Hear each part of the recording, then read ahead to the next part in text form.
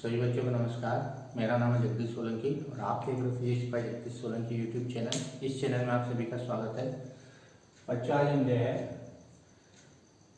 प्रत्यावर्ती धारा के अंतर्गत जब किसी परिपथ में प्रतिरोध जुड़ा हो, रेजिस्टेंस जुड़ा हो, साथ में हम कैपेसिटर मतलब संधारित्र जुड़ा हो, और जब किसी परिपथ में कुंडली जुड़ी हो, प्रेरकत्व इंडक्टर, तो उस स्थिति में धारा और वोल्टेज के बीच क्या संबंध होता है, इन तीनों क्वेश्चनों को एक साथ हम सॉल्व करेंगे।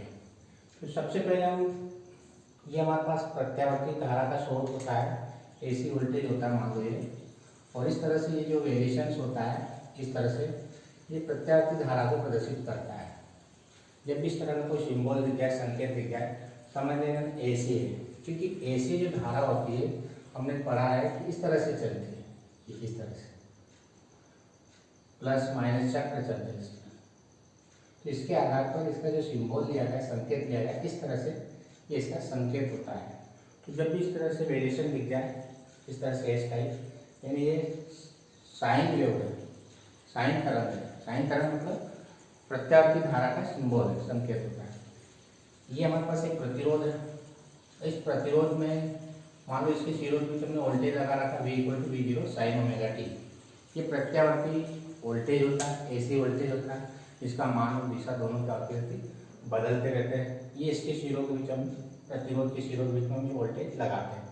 तो वोल्टेज की जो समीकरण होती है V = V0 sin omega T. ये V0 जो होता है ये वोल्टेज का शिखर मान कहलाता है, शिखर मान या मैक्सिमम मान, जिसको हम पीक वैल्यू बोलते हैं, अधिकतम मान, शिखर मान कहलाता है। ये जो ओमेगा टी होती है ये कला कहलाती है, फेज कला कहलाती है, और साथ में जो V होता है ये वोल्टेज का ताक्षणिक मान कहलाता है। ताक्षणिक मान, ताक्षणिक का मतलब होता है इंस्टेंटेनियस, किसी भी क्षण, ताक्षणिक मान, ये वोल्टेज का ताक्षणिक मान होता है। तो हमारे पास जो वोल्टेज की जो समीकरण होती है V = V0 sin omega T. V0 voltage का शिखर मान कहलाएगा, अधिकतम मान कहलाएगा, मैक्सिमम वैल्यू कहलाती है, पीक वैल्यू कहलाती है। ओमेगा टी इसकी फेज कहलाती है कि कितने एंगल पर वोल्टेज है। V इंस्टेंटेनियसली वैल्यू कहलाती है, ताक्षणिक मान कहलाता है। तो इसकी इक्वेशन होती है V = V0 sin omega T. अब मान लो किसी क्षण पर इस रेजिस्टेंस में I करंट प्रवाहित हो रहा है, तो प्रत्यावर्ती धारा जो होती है उसका मान और दिशा दोनों बदलती रहती है, ध्यान रखना। तो हमने मान लिया कि किसी भी क्षण पर एक समय में मान लो इधर धारा प्रवाहित हो रही है, इस डायरेक्शन से, फिर इधर होगी, फिर इधर होगी। प्रत्यावर्ती धारा इस तरह से प्रवाहित होती है, एक ही दिशा में प्रवाहित नहीं होती धारा, ध्यान रखना। प्रत्यावर्ती धारा की क्या विशेषता होती है कि ये तो हमने माना कि इधर जा रही है, इधर भी जाएगी, इधर आएगी, इधर जाएगी, इस तरह से प्रत्यावर्ती धारा जो होती है आगे पीछे कम ज़्यादा होती रहती है। तो कहने का मतलब ये होता है कि ये जो धारा का हमने सिंबल बना रखा कि डायरेक्शन में आए, ये किसी क्षण पे, ऐसा नहीं कि हमेशा इधर ही प्रवाहित होगी। डीसी होती तो एक ही डायरेक्शन प्रवाहित होती, परंतु ये एसी है। तो इस स्थिति में क्या है कि धारा इधर जा रही, मान लिया किसी क्षण पे इधर जा रही प्रतिरोध में धारा, तो ओम का नियम हमने पढ़ रखा है। ओम के नियम से V = IR होता है, तो I = V/R हो जाएगा। V का मान यहाँ से यहाँ रख देंगे, ये V की वैल्यू यहाँ पुट कर देंगे।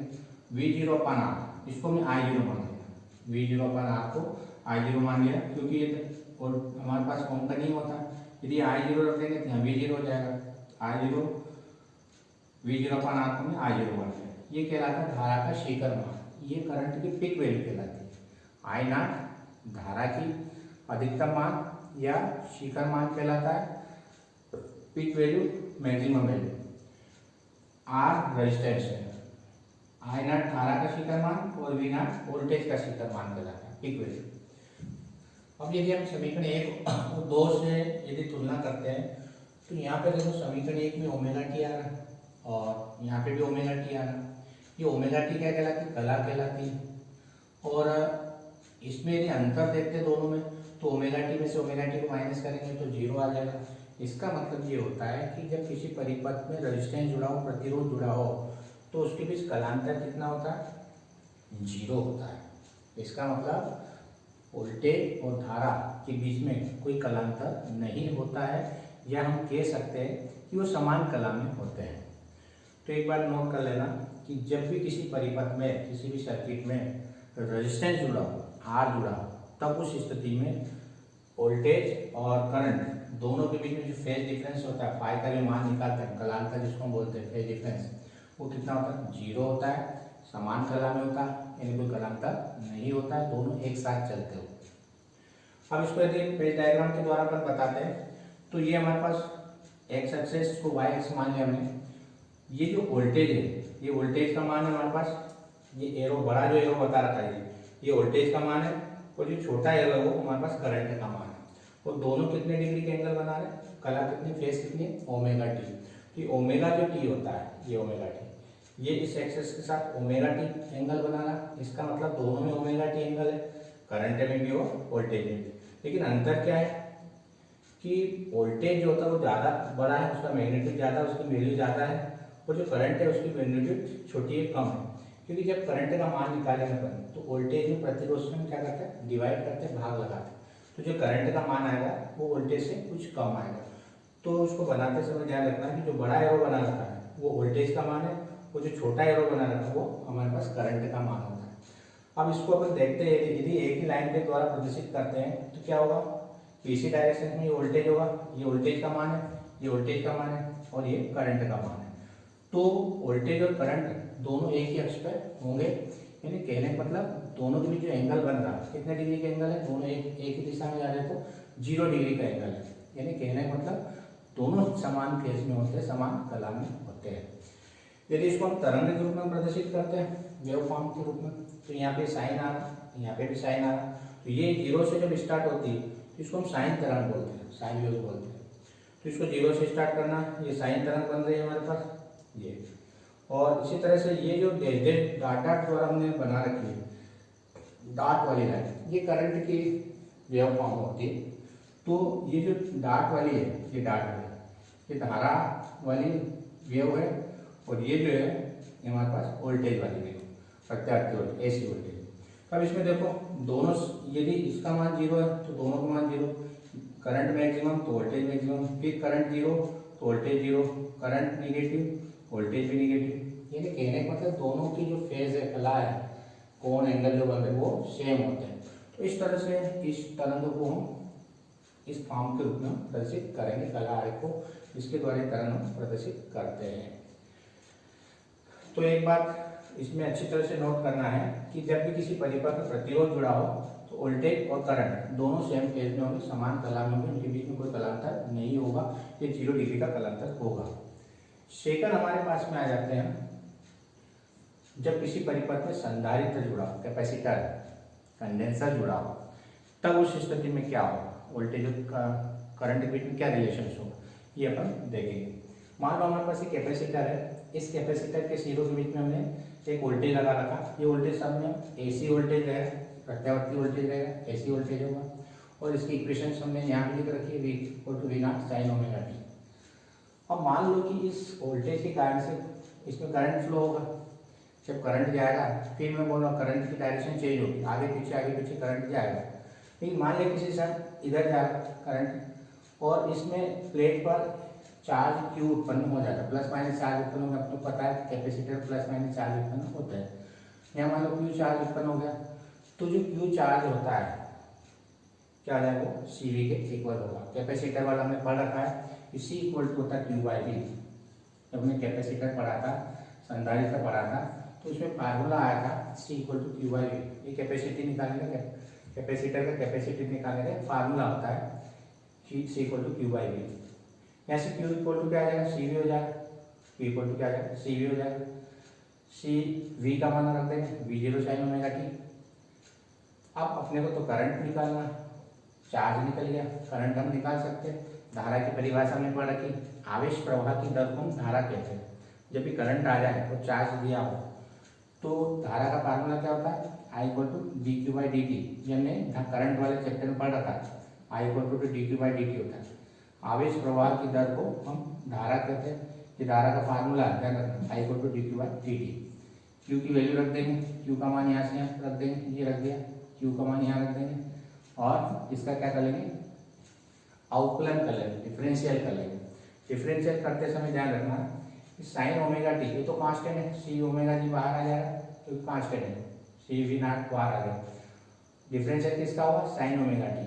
साइन ओमेगा टी का डिफरेंशियल होता है कास ओमेगा टी, फिर ओमेगा टी का डिफरेंशियल होगा तो डी टी से डी टी कैंसिल, ओमेगा बाहर आ जाएगा, ओमेगा बाहर आ जाएगा। तो इस प्रकार से इसका अवकलन करेंगे तो C V naught omega cos omega T आ जाएगा, C V naught omega cos omega T आ जाएगा। डिफरेंशियल करते आना चाहिए। साइन ओमेगा टी का डिफरेंशियल कास ओमेगा टी होगा और ओमेगा टी को बाहर ले लेना। जब भी टी के साथ कोई फंक्शन कोई भी आ जाए तो उसको बाहर ले लेते, ध्यान रखना डिफरेंशियल में इतना ध्यान रखना। अब इसको हमने जो है सी वी नॉट ओमेगा जीरो को इसको हमने आई जीरो मान लिया, सी वी नॉट ओमेगा को हमने आई जीरो मान लिया। तो इक्वेशन क्या हो जाएगी? I equal to I naught cos omega T. I naught क्या कहलाता है? धारा का शिखर मान कहलाता है। आई नॉट को धारा का शिखर मान, पीक वैल्यू बोलते हैं, करंट की peak value. Omega angular frequency कहलाती है, कोणीय आवृत्ति कहलाती है। और यदि इसको हम साइन फॉर्म में लिखे, कास को साइन में यदि चेंज करेंगे तो हमने पढ़ा था sine 90 plus theta cos theta होता है। जब भी कास को साइन में चेंज करना हो तो क्या करना है? प्लस 90 कर देना, sine 90 plus theta cos theta होता है।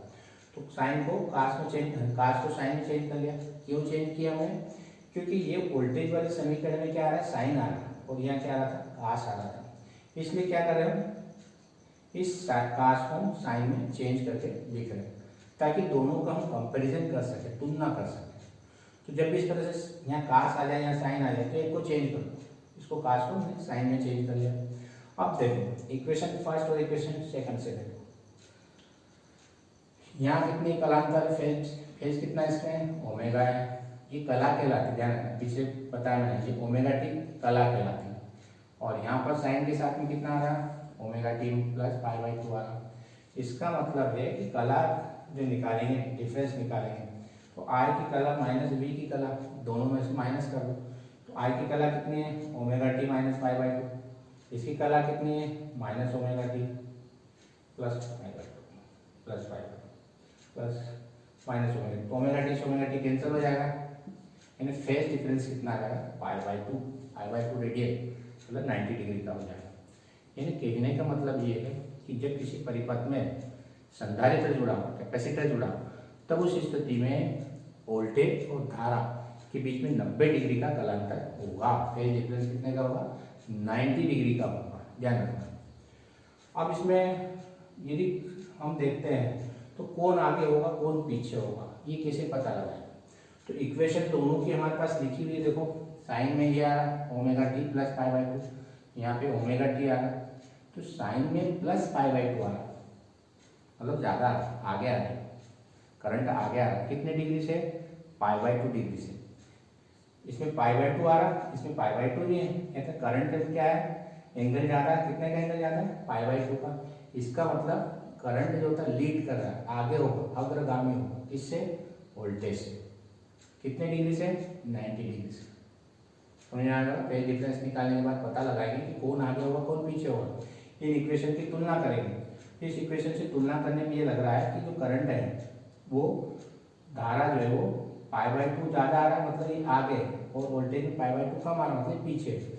तो जब भी किसी परिपथ में क्या जुड़ा हो? संधारित्र जुड़ा हो, कैपेसिटर जुड़ा हो, तब उस स्थिति में धारा करंट वोल्टेज से 90 डिग्री आगे होता है, लीड करता है, या कह सकते हैं कि वोल्टेज धारा से पीछे होता है, 90 डिग्री लैग करता है, बैक होता है।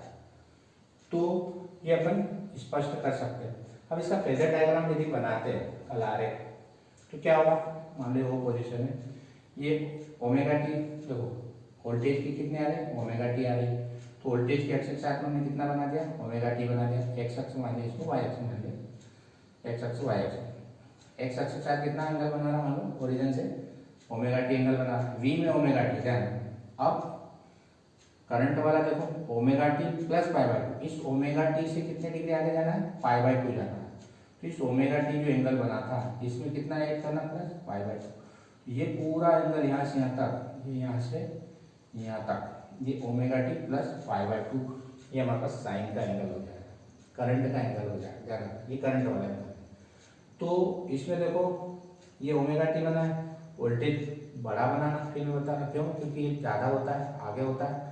तो आगे का मतलब इसकी वैल्यू ज़्यादा होती है, आगे से मतलब नहीं है, यहाँ जो वैल्यूज होती है इसकी ज़्यादा होती है और करंट की वैल्यू कम होती है, क्योंकि करंट जब भी निकालते हैं तो वोल्टेज में क्या करते हैं, प्रतिरोध से डिवाइड करने के बाद करंट निकाला जाता है, करंट का मैग्नीट्यूड कम हो जाएगा।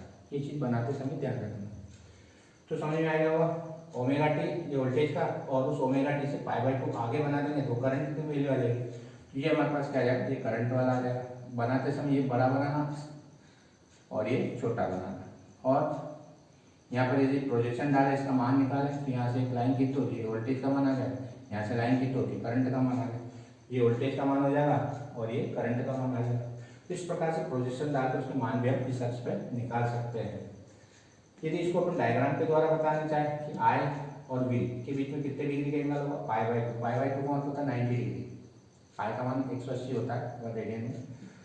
तो करंट पहले बनाना और वोल्टेज बाद में बनाना, इसका मतलब करंट पाई बाई 2 आगे और वोल्टेज जो है पीछे।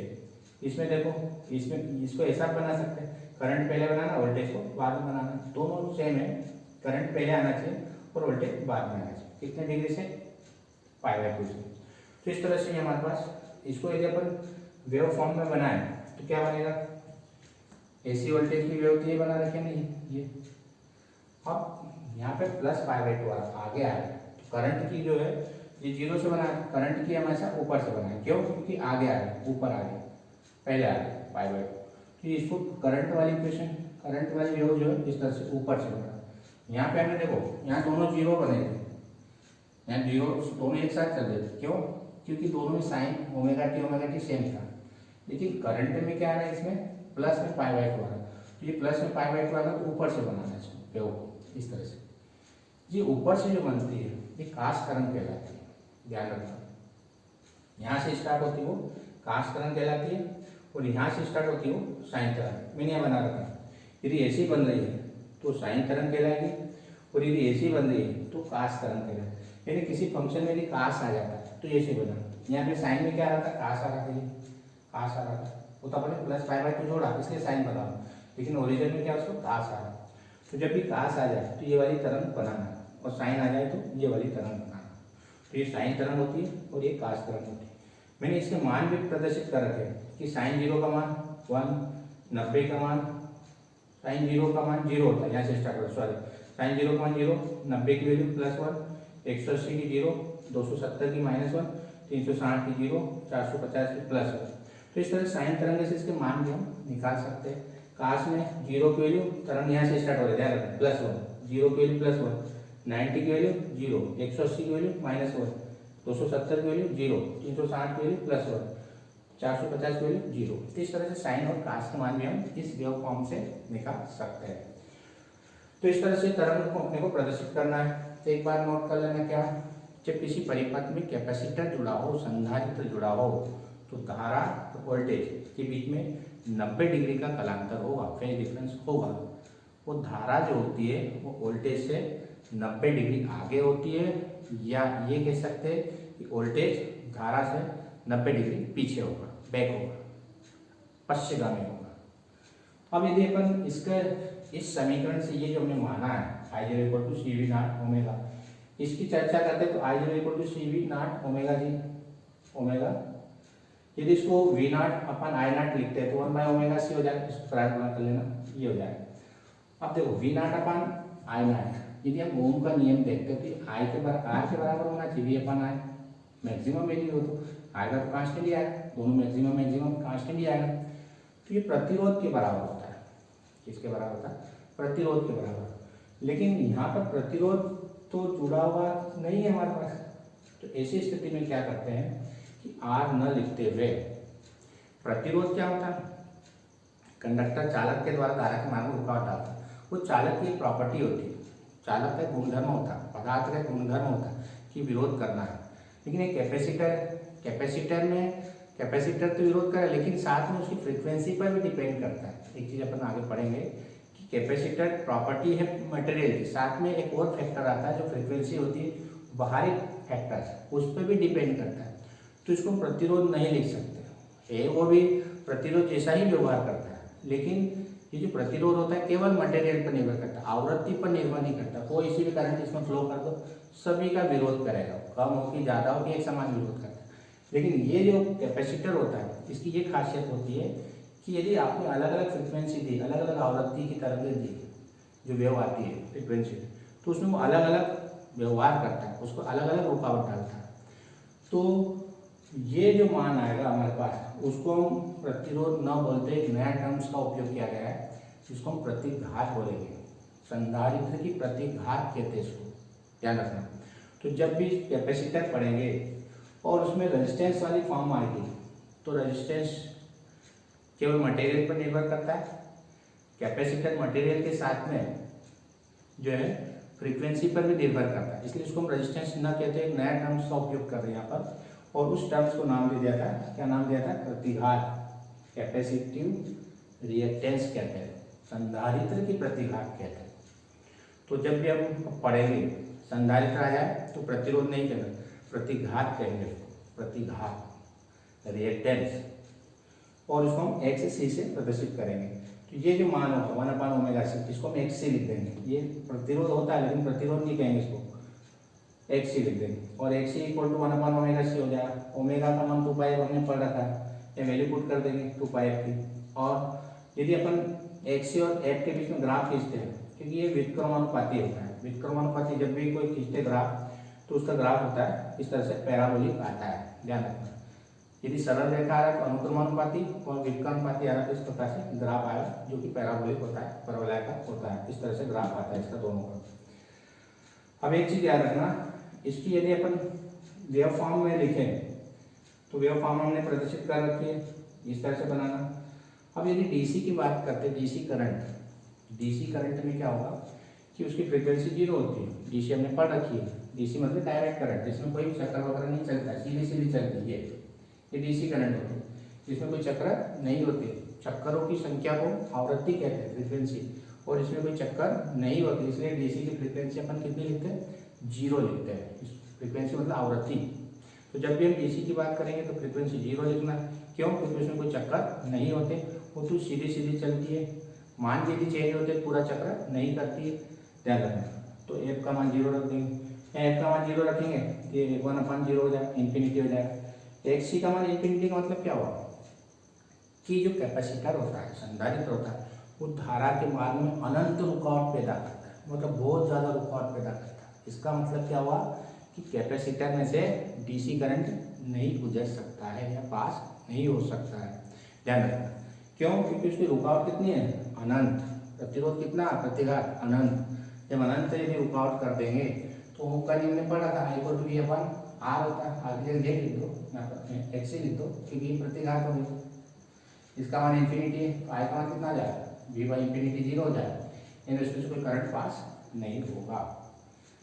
एक बच्चे को ये क्वेश्चन मैंने पूछा था कि करंट डीसी इसमें से पास क्यों नहीं हो सकता, ऐसे कैसे पास हो सकता है? तो उसने बहुत अच्छी तरह से बताया था। ये बच्चे ने मजाक में लिया था इस क्वेश्चन को, और बिल्कुल उसने एक डायग्राम के द्वारा बताया था कि सर जो एसी होती है वो क्या होती है, इस तरह से चलती है। ये मान लो प्लेट है, एसी करंट इस तरह से जाता है और इसमें से ऐसा गुजर के ऐसा निकल जाता है इस तरह से। और डीसी कैसे चलती है? डीसी बोले सर डायरेक्ट चलती है, डीसी डायरेक्ट चलती है, तो डायरेक्ट जाएगी तो प्लेट से टकरा के वापस आएगी, अंदर नहीं घुस पाएगी। तो ये कोई एक्सप्लेनेशन नहीं है। तो मैथमेटिकल एक्सप्लेनेशन अपने को इस तरह से बताना है कि भाई डीसी क्यों नहीं गुजर सकती है। उसका कारण लिखेंगे कि डीसी इसलिए नहीं गुजरेगी क्योंकि उसकी प्रतिघात रिएक्टेंस अनंत होती है, मतलब बहुत ज़्यादा रुकावट उत्पन्न करती है। होगा क्या, डीसी यदि मान लो लगा दे यहाँ पर तो क्या होगा, शुरू में चार्ज हो जाएगा, डीसी एक ही तरफ प्रवाहित होगी, फिर वापस फुल चार्ज होगा तो करंट फ्लो ही होगा। कैपेसिटर एक बार चार्ज हो जाएगा तो फिर क्या होगा, करंट फ्लो होना बंद हो जाएगा, डीसी रोक लेगा। तो डीसी एक ही डायरेक्शन में प्रवाहित होती है, ध्यान रखना। और ये एसी क्या है, आगे पीछे होती है। ये तो अपने किसी क्षण पे लिया भाई जा रहे एसी, ऐसी भी जाएगी, ऐसी भी आएगी, ऐसी भी जाएगी, चार्ज डिस्चार्ज होता रहता है। लेकिन एक डीसी का सोर्स लगा दें यहाँ पर तो क्या होगा कि डीसी एक ही डायरेक्शन में जाएगी, ये पूरा चार्ज हो जाएगा, उसके बाद आवेश लेना बंद हो जाएगा। क्या हो जाएगा, कैपेसिटर जो होगा करंट फ्लो होना बंद हो जाएगा। तीसरा परिपथ है हमारे पास में, जब किसी परिपथ में एसी सर्किट में कुंडली जुड़ी हो, प्रेरक इंडक्शन कॉइल जुड़ी हो, तब हम वोल्टेज और करंट के बीच में हम संबंध स्थापित करेंगे। ये हमारे पास एक कुंडली है, एल के द्वारा हमने प्रदर्शित कर रखा है। इसके सिरों के बीच में हमने एक एसी वोल्टेज लगा रखा है। ये एसी वोल्टेज हमारे पास, अब ये एसी वोल्टेज जब इसमें प्रवाहित होगा तो करंट फ्लो होगा, वोल्टेज के कारण करंट जाएगा। तो वोल्टेज की इक्वेशन हमने लिख रखी है V = V0 sin omega T. अब हमने पढ़ रखा है कि जब किसी भी कुंडली के सिरों के बीच अपन वोल्टेज लगाते हैं, प्रत्यावर्ती वोल्टेज, एसी वोल्टेज, तो क्या होता है कि उसके मान में क्या होता है, परिवर्तन होता है। एसी वोल्टेज किसको कहते हैं, जिसका मान और दिशा क्या होती है, लगातार परिवर्तित होते रहते हैं, उसको हम एसी बोलते हैं। तो जब ये मान और दिशा चेंज होगी तो फेराडे का नियम हमने पढ़ा हुआ है कि जब भी किसी कुंडली से बद्ध चुंबकीय प्लाज्मा में परिवर्तन करता है तो उसमें प्रेरित धारा उत्पन्न होती है, इंड्यूस करंट उत्पन्न होगा। और इसके अंदर का जो वोल्टेज उत्पन्न होता है जिसको हम प्रेरित विद्युत वाहक बल बोलते हैं, इंड्यूस ईएमएफ बोलते हैं। फेराडे के नियम के अनुसार वो जो होता है L/dt होता है, ध्यान रखना, L/dt होता है। अब यहाँ पर हम यदि फेराडे के नियम लगाए तो माइनस का साइन भी हमने बता रखा था उस नियम में कि वो अपोज करता है, इसलिए माइनस चिन्ह का उपयोग करते हैं। फेराडे के नियम यदि नहीं देखे तो उसको अच्छी तरह से देखना, ये क्वेश्चन भी हम अच्छी तरह समझ में आ जाएगा।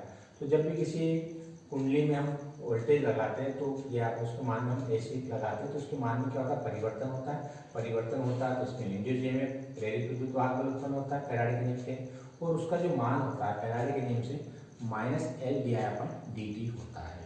देखिए नोट कर लें, ये फेराडे के नियम से आता है, जहाँ पर हमने विद्युत चुंबकीय प्रेरण से संबंधित वो फेराडे के नियम पढ़े थे।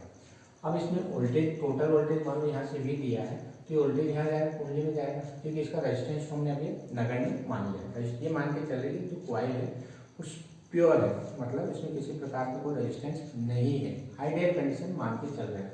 तो ऐसी स्थिति मान लो कि हम किरचॉफ के नियम का उपयोग करते हैं। मान लो कि इधर से हम चले, वोल्टेज यहाँ का V है। अब होगा क्या कि जैसे ही यहाँ जाएगा वोल्टेज तो कुंडली क्या करेगी, कुंडली और कैपेसिटर ये क्या करते हैं, एनर्जी को स्टोर कर लेते हैं, एक बैटरी की तरह कार्य करने लग जाते हैं। जब भी ध्यान रखना, कुंडली और कैपेसिटर ये जो होता है बैटरी की तरह कार्य करने लगता है। प्रतिरोध हमेशा रुकावट उत्पन्न करता है, ध्यान रखना। ये दो कंपोनेंट जो होते हैं बैटरी और कुंडली, इसमें जैसे अपन करंट फ्लो करेंगे क्या होगा कि ये क्या करेंगे, इसका विरोध करेंगे। हमने पढ़ा था फेराडे के नियम और लेंज का नियम भी पढ़ा था, इसके कारण से उत्पन्न होती है इसमें प्रेरित धारा, उसी का क्या करती है, विरोध करती है। तो यहाँ पे एक तरह से कहने का मतलब पॉजिटिव निगेटिव बैटरी की तरह जो व्यवहार करने लगेगी, स्टोर हो जाएगी एनर्जी। तो पॉजिटिव निगेटिव टर्मिनल बन जाएंगे इसके अंदर। तो कुंडली के पॉजिटिव निगेटिव क्या करेंगे, इसका विरोध करेगी। तो विरोध करेगी तो पॉजिटिव से जब निगेटिव जाते हैं तो फेराडे के नियम के अनुसार क्या नाम, लेंस यदि अपन लगाए किरचॉफ लॉ, जब भी पॉजिटिव से निगेटिव है तो वोल्टेज को क्या लिखना है, निगेटिव लिखना है। तो यहाँ से हमने वोल्टेज V दिया और जब इधर चलेंगे अपन इस लूप के अंदर इस तरह से पॉजिटिव से निगेटिव लो, तो निगेटिव कितना वोल्टेज उत्पन्न होगा इसके अंदर, -L/dt। टोटल वोल्टेज का मान किरचॉफ के नियम के अनुसार 0 होता है। ये किरचॉफ का सेकंड लॉ होता है जो हमने पढ़ रखा। तो V लिखना, इसके बाद में फेराडे के नियम से इतना उत्पन्न होगा -L/dt, टोटल 0 होगा किरचॉफ के नियम के अनुसार। इसको उधर ले जाना और di/dt, अपने को धारा का मान निकालना तो इसका मल्टीप्लाई इधर कर देना, di का मान निकाल लेना, इसको नीचे ले आना तो V/L/dt = di आ जाएगा। अब di = V/L/dt लिखते हैं, इसको अपने इधर लिखते हैं। अब di = V का मान हमने लिख रखा V0 sin ओमेगा टी, ये V का मान यहाँ रख देना V0 sin ओमेगा टी। तो अब अपने को तो करंट निकालना, या तो di दिया हुआ, टी मतलब डिफरेंशियल अवकलन जिसको हम बोलते हैं, इसको हटाना पड़ेगा। तो जब भी डी आ जाए उसको हटाने के लिए हम इंटीग्रेशन करते हैं, समाकलन का उपयोग करते हैं। तो ऐसी स्थिति में डी आई, अपने को तो आई चाहिए, डी नहीं चाहिए, तो डी को हटाने के लिए क्या करते हैं, समाकलन का उपयोग करते हैं। और दोनों तरफ बोथ साइड जो क्या करेंगे, समाकलन या इंटीग्रल कर देंगे, इंटीग्रेशन कर देंगे। ये इंटीग्रेशन का साइन है। अब ये डिफरेंशियल और इंटीग्रेशन, अवकलन और समाकलन एक दूसरे के उल्टे होते हैं, अपोजिट होते हैं, तो ये कट जाते हैं। ध्यान, जब भी डी आ जाए और इंटीग्रेशन आ जाए तो डी को हटा दें, डिफरेंशियल इंटीग्रेशन ये कट जाएगा। इधर वैसे लिखना। अब साइन ओमेगा टी का जो इंटीग्रल होता है, ध्यान रखना, इंटीग्रल समाकलन वो होता है -cos ओमेगा टी। ये फार्मूले होते हैं इंटीग्रल में, साइन का होता है -cos ओमेगा टी, और ये ओमेगा टी का भी करना पड़ता है इंटीग्रेशन। तो जो ओमेगा बच जाता है उसको हम नीचे लिखते हैं, इंटीग्रेशन में नीचे लिखना और डिफरेंशियल में ऊपर लिखना। करते समय ध्यान रखना, ये इंटीग्रल और डिफरेंशियल के फार्मूले होते हैं, इसको अच्छी तरह से याद कर लेना। क्या करना, साइन का क्या लिखना, माइनस कास ओमेगा टी, और जो बचा ओमेगा टी तो ओमेगा को नीचे लिखना, डी टी से डी टी कैंसिल हो जाता है, ओमेगा बच जाता है। तो ये इसका समाकलन हो जाएगा, तो आई इक्वल टू हो जाएगा, इसका मल्टीप्लाई इधर कर देंगे, V naught omega cos omega T. और ये जो माइनस साइन है हमारे पास, ये माइनस साइन यहाँ हमने लिख रखा है। अब इसमें एक चीज़ ध्यान रखना है कि जब साइन को हम कास में बदलते हैं, या कास को साइन में, प्लस माइनस पाई बाय 2 हमने पढ़ रखा, ये त्रिकोणमिति में होता है कि जब भी अपन इसको चेंज करेंगे, इसको कास को साइन में, क्या करते हैं, इसको omega T minus pi by 2 कर देंगे। तो sign omega T minus pi by 2 क्या होता है, माइनस कास ओमेगा टी होता है। ध्यान रखना, इसको नोट कर लेना। ट्रिग्नोमेट्री में फार्मूला है कि sign omega T minus pi by 2, जब भी कास को साइन में बदलना है, साइन को कास में बदलना है तो प्लस पाई बाय 2 करते हैं, माइनस पाई बाय 2 करते हैं। यहाँ याद रखने के लिए, ध्यान रखने के लिए, माइनस आ गया तो माइनस पाई बाय 2 कर देना, यहाँ प्लस आ गया तो प्लस पाई बाय 2 कर देना। जैसे पिछले हमने कैपेसिटर में यहाँ प्लस आया था तो प्लस पाई बाय 2 किया था, या माइनस आ रहा था माइनस पाई बाय 2 कर देना। तो साइन का किस में बदल जाता है, कास में बदल जाएगा, या कास का साइन में चेंज हो जाता है। तो ये हमारे पास इक्वेशन आ जाएगी। और ये जो वी नॉट अपन ओमेगा है, इसको हमने आई जीरो मान लिया है, sign omega T minus pi by 2। तो इस तरह से ये हमारे पास करंट की इक्वेशन आ गई है, और वोल्टेज की इक्वेशन हमारे पास में ये है। इन दोनों की यदि हम कंपेयर करते, तुलना करते, इसको इक्वेशन 2 दे दिया मैंने। यदि इन दोनों की हम तुलना करते तो दोनों में फेज डिफरेंस कितना आ जाएगा, यहाँ कितना है, ओमेगा टी है, यहाँ पे कितना है, omega T minus pi by 2 है। अब फेज डिफरेंस निकालने का क्या तरीका बताया कि करंट वाले में से वोल्टेज वाले का माइनस कर दो। करंट वाले का कितना है, ये omega T minus pi by 2, voltage का कितना है, ओमेगा टी। तो दोनों को डिफरेंस कर दो, अंतर कर दो, तो कितना आएगा, माइनस पाई बाय 2 आएगा। माइनस पाई बाय 2 मतलब पीछे करंट। तो इक्वेशन फर्स्ट और इक्वेशन सेकंड से क्या निष्कर्ष निकल रहा कि वोल्टेज ओमेगा टी है और इसमें omega T minus pi by 2। इसका मतलब ये है कि करंट माइनस पाई बाय 2 पीछे, करंट क्या है, पीछे है, क्योंकि माइनस आ रहा है, संधारित्र में प्लस आया था, यहाँ माइनस आया, तो यहाँ माइनस पाई बाय 2 मतलब करंट पीछे, ध्यान रखना। तो इन दोनों से जब हम कंपेयर करते हैं तो करंट पीछे होता है और वोल्टेज आगे होता है। कितने डिग्री से करंट पीछे, पाई बाय 2, पाई बाय 2 मतलब 90 डिग्री से। इसका यदि फेज डायग्राम बनाए तो वी का ओमेगा टी एंगल बना रखा हमने, और इस वी के साथ में पीछे बनाना तो नीचे बनाना, ध्यान रखना। करंट इस वी के साथ में पाई बाय 2 को हम पीछे बना के करंट का मान निकालेंगे। ये वी का है और ये आई का है। आई को नीचे बनाना कितने एंगल से, इस वी के साथ नीचे पाई बाय 2 एंगल से नीचे की डायरेक्शन बताना। ये वी को बड़ा बनाना क्योंकि इसका मान ज़्यादा होता है, आई को कम बनाना क्योंकि इसका मान कम होता है। तो ये हमारे पास पाई बाय 2 का डिफरेंस दोनों में हो जाएगा। यानी यदि इस तरह से बनाना चाहे तो वी और आई के बीच में 90 डिग्री का तलांतर होगा। वोल्टेज पहले लिखना है और करंट बाद में लिखना है। ऐसे लिख सकते हैं, वोल्टेज पहले और करंट बाद में लिखते हैं। इसको हम यदि तरंग के रूप में प्रदर्शित करते हैं तो ये वोल्टेज वाली समीकरण है, क्योंकि वोल्टेज की समीकरण हमने साइन में ले रखी है। तो साइन तरंग हमेशा 0 से स्टार्ट होगी, मैंने बताया था, ये 0 से स्टार्ट करना साइन तरंग को। अब इसमें जो है करंट वाले में देखो माइनस पाई बाय 2 आ रहा, यानी पीछे से बनाना, पीछे से मतलब नीचे से बनाना, ये चीज़ ध्यान रखना। तो पीछे से बनाना मतलब नीचे से बनाना, माइनस माइनस मतलब 0 से नीचे। संधारित्र वाले अपने ऊपर से बने थे क्योंकि वो प्लस में आ रहे थे, यहाँ से बने थे, देखना। और इसमें क्या करें, नीचे से बना रहे करंट, ये करंट वाली इक्वेशन तरंग। तो इस तरह से इसको हम वेव फॉर्म में भी लिख सकते हैं। अब इसमें ये वाली जो टर्म्स आ रही थी, I naught equal to V naught upon XL, इसको मैंने यहाँ लिख रखा, I naught equal to V naught upon XL. इसका मल्टीप्लाई करके V naught upon I naught का मान हमने निकाल लिया।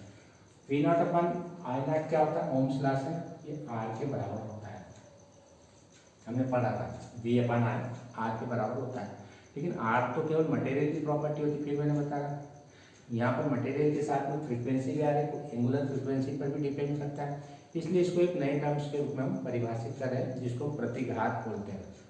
जब भी कुंडली आ जाए तो प्रतिरोध नहीं लिखना है, मैंने बार बार कह रहा हूँ, प्रतिघात लिखेंगे, रिएक्टेंस लिखेंगे। तो इसको हम एक्सएल से प्रदर्शित करेंगे। ये प्रतिरोध किस तरह, प्रतिघात लिखेंगे, इसको एक्सएल, रिएक्टेंस लिखेंगे एक्सएल। एक्सएल क्या कहलाती है, कुंडली की प्रतिघात कॉइल की क्या कहलाती है, रिएक्टेंस कहलाती है। एक्सएल इक्वल ओमेगा का मान 2πf होता है, तो ओमेगा की जगह 2πf रख देना इंटू एल। यदि डीसी की बात करें तो डीसी की फ्रीक्वेंसी कितनी होती है, 0 होती है। हमने पढ़ा था डीसी की मतलब कोई आवृत्ति नहीं होती, सीधे स्ट्रेट लाइन में चलती। फ्रीक्वेंसी मतलब चक्रों की संख्या, कुछ भी नहीं होती। तो एक्सएल का मान कितना हो जाएगा, 0 हो जाएगा। इसका मतलब क्या हुआ, एक्सएल इक्वल टू 0 मतलब रेजिस्टेंस मतलब कोई रुकावट उत्पन्न नहीं होगी। यानी किसी परिपथ में यदि कुंडली जुड़ी हो तो उसके कारण से धारा के मार्ग में कोई रुकावट उत्पन्न नहीं होती है, यदि उसका रेजिस्टेंस को हम 0 मान ले तब। हालांकि ऐसे कोई कंडीशन नहीं होती, आदर्श कंडीशन ये, क्योंकि कुछ न कुछ तो रेजिस्टेंस होता ही है। लेकिन एक आदर्श कंडीशन ये मान के चले प्योर डीसी आ रही है और उस कंडीशन में क्या होता है, कोई रुकावट उत्पन्न नहीं होती है। यानी कुंडली के कारण से धारा के मार्ग में कोई रुकावट उत्पन्न नहीं होती। क्या रखना, ऐसे डीसी के लिए बात करें, एसी की बात नहीं करें। यानी डीसी में जो प्रतिरोध होता है वही काम यहाँ कुंडली का होता है। डीसी में जैसे प्रतिरोध काम करता है, ध्यान रखना, वो इसी को हम प्रतिघात बोलते हैं। डीसी के लिए प्रतिघात और प्रतिरोध दोनों ही, लेकिन एसी में क्या होता है कि एसी में जो मान होता है मटेरियल पे तो डिपेंड करता है, साथ में फ्रीक्वेंसी पे भी डिपेंड करती है। ध्यान रखना, एक्सएल का मान आवृत्ति पर भी निर्भर करता है। तो आवृत्ति जैसे चेंज होगी प्रतिरोध भी चेंज हो जाएगा, कांस्टेंट नहीं होगा। ये बाहरी सोर्स पे भी डिपेंड करेगी एक्सएल का मान। और रेजिस्टेंस हमेशा कांस्टेंट होता है, ये हमने पढ़ा, क्योंकि आवृत्ति पर निर्भर नहीं करता। तो ये हमारे पास डीसी इसमें से आसानी से गुजर जाएगी। क्यों, क्योंकि उसके लिए कोई रुकावट ही उत्पन्न होती है। कॉइल में से डीसी आसानी से गुजर जाते हैं, लेकिन संधारित्र में से एसी नहीं गुजरती, डीसी नहीं गुजरती। ध्यान रखना, ये दोनों चीज़ें में अंतर है। यदि अपन एक्सएल और एफ के बीच में यदि ग्राफ खींचे, एक्सएल मतलब प्रतिघात और आवृत्ति के बीच में यदि ग्राफ खींचते हैं तो ग्राफ होता है स्ट्रेट लाइन आता है, सरल रेखा आती है। क्यों, क्योंकि आवृत्ति और एक्सएल प्रतिघात दोनों एक दूसरे के अनुक्रमानुपाती, और जब भी कोई अनुक्रमानुपाती होता है तो उसका ग्राफ हमेशा हमेशा हमेशा ही सरल रेखा ही आएगा। चाहे ओम्स लॉ ले लो या कोई सा भी ग्राफ लो, हमेशा सरल रेखा ही आएगा। तो इस तरह से तीनों चीज़ें अपने को अच्छी तरह से याद होना चाहिए। प्रतिरोध धारा के मार्ग में रुकावट डालेगा, वो आवृत्ति पर निर्भर नहीं करेगा। कैपेसिटर और संधारित्र ये भी मटेरियल की प्रॉपर्टी होती है। साथ में जो एसी सोर्स होता है, प्रत्यावर्ती धारा का जो स्रोत होता है, उसकी आवृत्ति पर भी निर्भर करता है, क्योंकि इसमें एक आता है। मटेरियल पर तो निर्भर करता है कि संधारित्र किस धातु का बना है या कुंडली किस धातु की, मटेरियल पर तो डिपेंड करेगा। साथ में जो बाहर से जो फ्रीक्वेंसी आ रही, प्रत्यावर्ती धारा की आवृत्ति आ रही, उस पर भी डिपेंड करता है, लेकिन रेजिस्टेंस डिपेंड नहीं करेगा। यदि वीडियो आपको अच्छा लगता है तो आप इस चैनल को सब्सक्राइब करें, अपने दोस्तों के साथ वीडियो को शेयर करें और बेल आइकन के बटन को प्रेस करें ताकि आने वाले वीडियो की नोटिफिकेशन आप तक पहुंच जाए। धन्यवाद। जय हिंद, जय भारत, वंदे मातरम।